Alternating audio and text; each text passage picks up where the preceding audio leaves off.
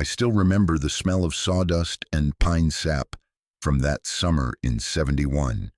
My hands were younger then, steadier, but they shook the first time Reed handed me his canteen, and our fingers touched for just a second longer than they needed to. I was 24 years old, and I'd never let myself think about another man the way I was starting to think about him. We'd met that spring at the lumber yard where I worked. He came in looking for materials to build a hunting cabin up in the mountains, about 40 miles north of town where his family owned some land. He had these plans drawn up on graph paper, careful and detailed, and when he spread them out on the counter between us, I leaned in to look and caught the scent of his aftershave, mixed with something else, something that was just him. He asked if I knew anything about construction, and I told him I'd helped my father build our barn when I was 16. That wasn't entirely true. I'd mostly just handed him tools and tried not to get in the way, but something about Reed made me want to seem capable, made me want to be the kind of man who could build something that would last. He looked at me for a long moment, his eyes this particular shade of gray-green that reminded me of the river in winter, and then he asked if I'd want to help him build it. Said he'd pay me fair wages, we could work weekends and evenings through the summer. I said yes before I'd even thought it through, before I'd considered what it would mean to spend that much time alone with him in the woods. My girlfriend Sarah wasn't happy about it. We'd been together for 2 years, and everyone expected we'd get engaged by Christmas. She said it seemed like a lot of time away, that she'd hardly see me all summer, but I promised her it was good money and we could use it for a down payment on a house. That was the first lie I told her about Reed, but it wouldn't be the last. The truth was he wasn't paying me much at all. The truth was I would have done it for free just to be near him. We started the next Saturday. I drove my truck up the mountain road until it turned to dirt, then followed Reed's directions to a clearing surrounded by Douglas firs and western hemlocks. The land sloped down toward a creek you could hear but not quite see, and in the distance the mountains rose up like something out of a dream. Reed was already there, his blue Ford parked at the edge of the clearing, and he'd marked out the foundation with stakes and string. When I got out of my truck, he smiled at me, this easy, genuine smile that made something tighten in my chest, and said, "Welcome to paradise."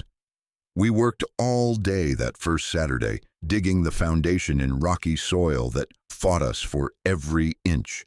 My back ached and my hands blistered, but I didn't care. Reed worked beside me, his shirt soaked through with sweat by noon. And sometimes when we lifted something heavy together, our shoulders would press against each other and I'd feel the warmth of him through the fabric.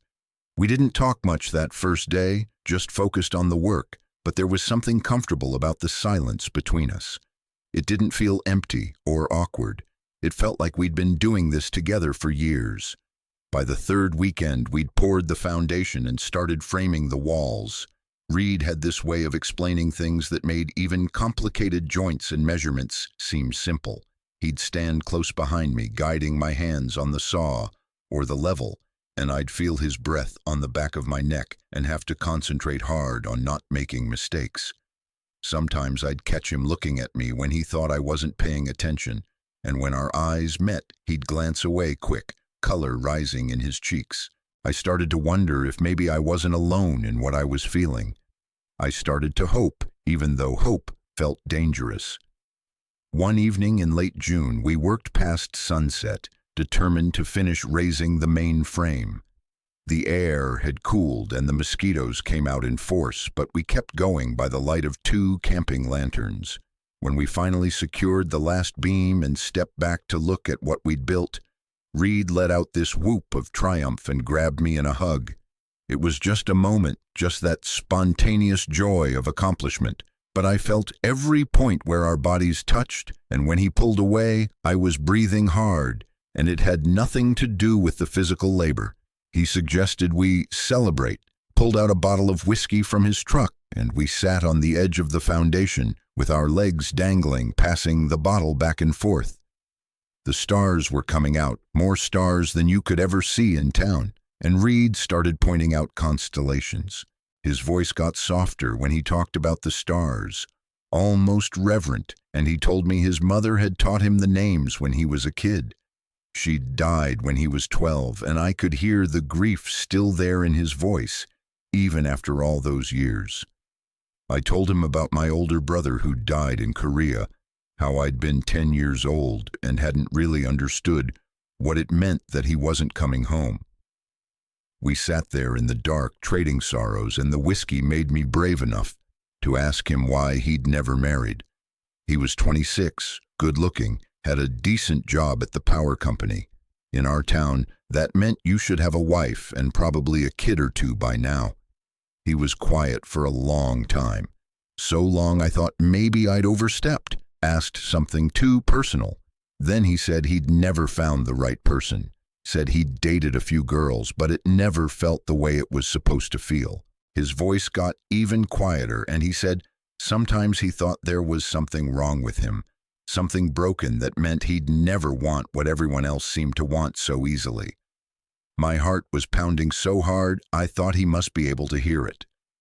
I took another drink from the bottle even though I was already dizzy from the alcohol and the altitude and the proximity of him, and I said, maybe there's nothing wrong with wanting something different.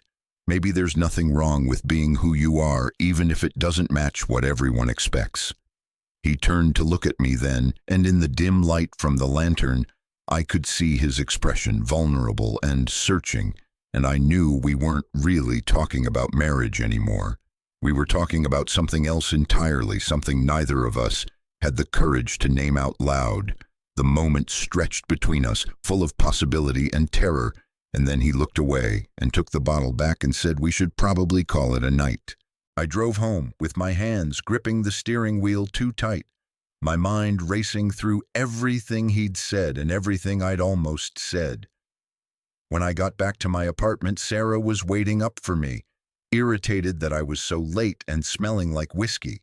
We fought about it, her saying I was spending too much time on this cabin project, me getting defensive and cold. She cried, and I felt guilty but also resentful because I couldn't explain what I was really feeling, couldn't tell her that I was falling in love with Reed, and every minute away from him felt like holding my breath underwater. We made up the way we always did, with me apologizing and promising to be better, but that night when she fell asleep beside me, I lay awake staring at the ceiling and admitting to myself what I'd been trying not to know. I didn't want to marry Sarah. I didn't want to marry any woman. What I wanted was impossible and illegal and would destroy everything if anyone ever found out. July came in hot and we worked through it, the cabin taking shape around us. We built the roof and installed the windows, framed in the door, and started on the interior walls. Reed had decided to make it bigger than his original plans, adding a small second bedroom and a covered porch that wrapped around two sides. He said it was because we were making such good progress. Might as well make it comfortable, but I wondered if maybe he was thinking the same thing I was, that we were building something neither of us wanted to finish because finishing meant no more weekends together in the mountains, no more excuses to be alone. We developed routines, familiar patterns that felt domestic in a way that both thrilled and scared me. I'd bring sandwiches from the deli on Main Street, and Reed would bring a thermos of coffee from the diner. We'd take our lunch break sitting on the porch steps, looking out at the view, talking about everything and nothing. He told me about the books he was reading, mostly westerns and science fiction, and I told him about my kid sister who was starting college in the fall, first person in our family to go. He asked questions about her, remembered details from week to week, and I realized he was the first person who really listened when I talked about my family. One Saturday in late July, we were working on the interior, installing the wood stove, when a summer storm rolled in fast, the way they do in the mountains.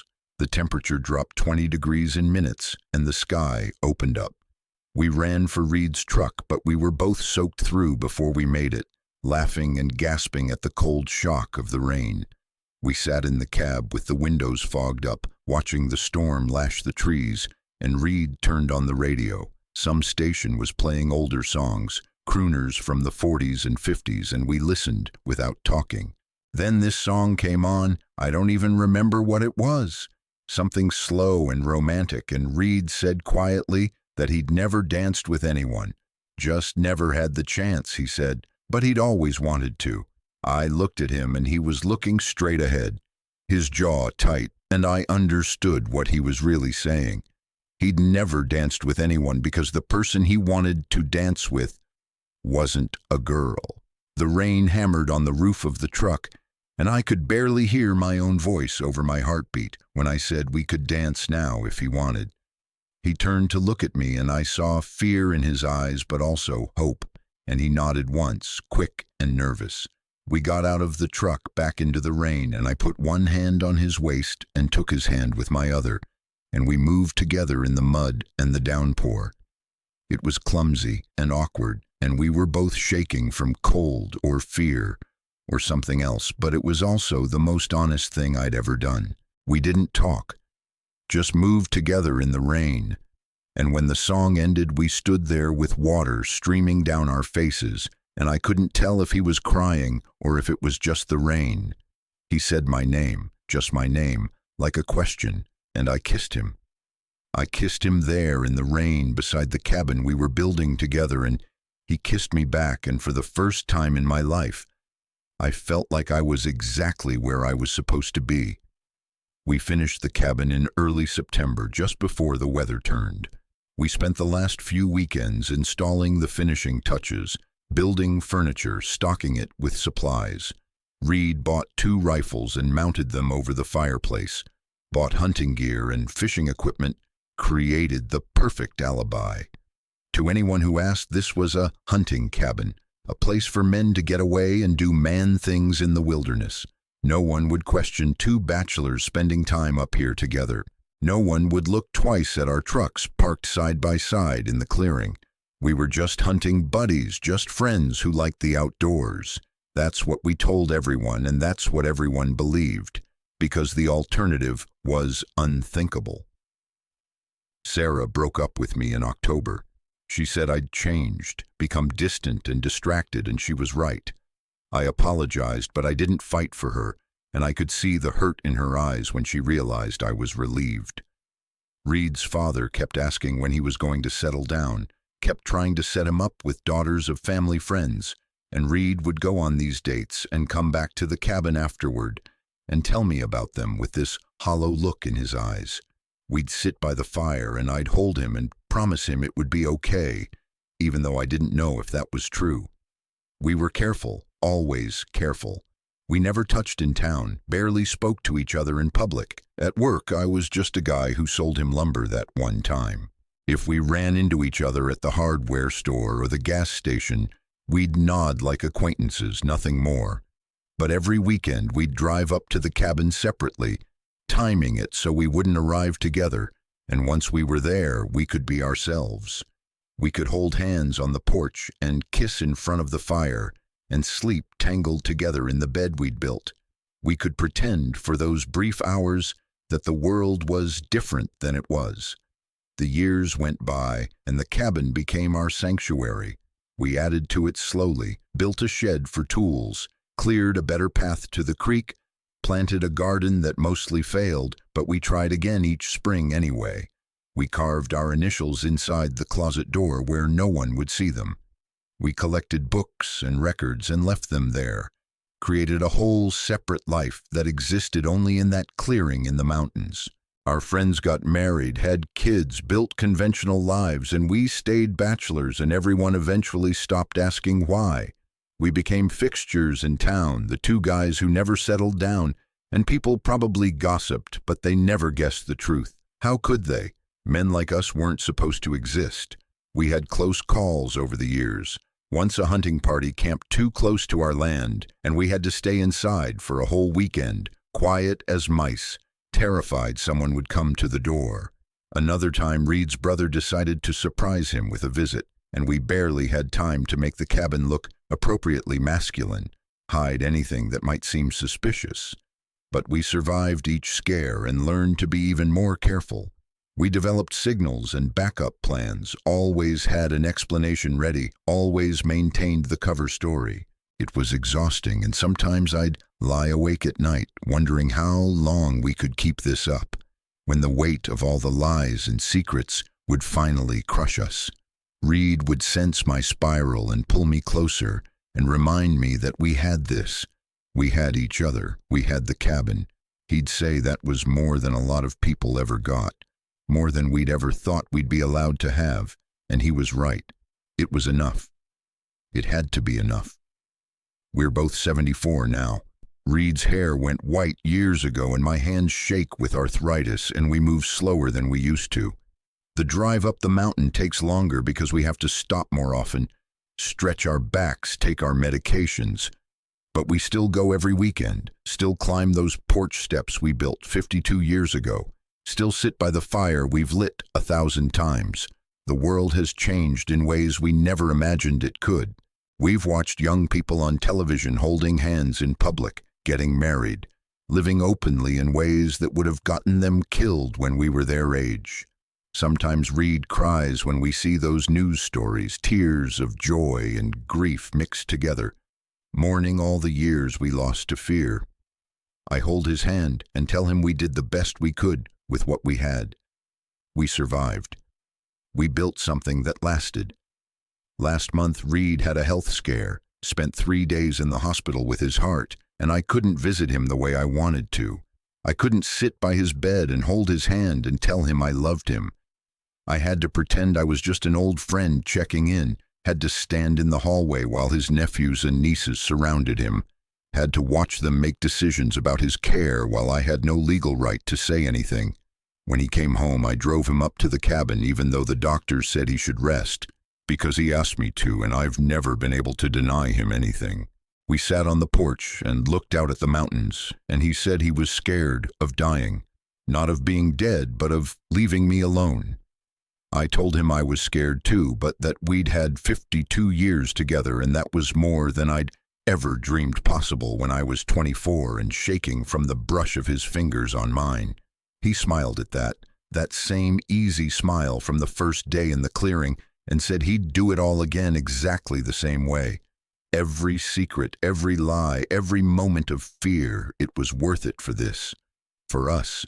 For the cabin we built together when we were young and told everyone we were just hunting buddies.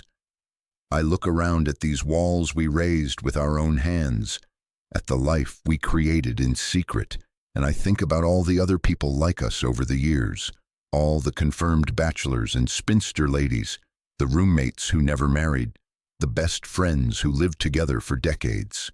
I wonder how many of them had their own version of this cabin, their own sanctuary where they could be themselves.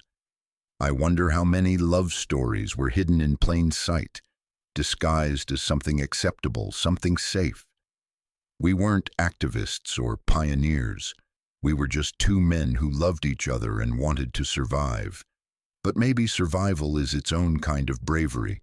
Maybe building something that lasts, even in secret, even in fear, is its own kind of revolution.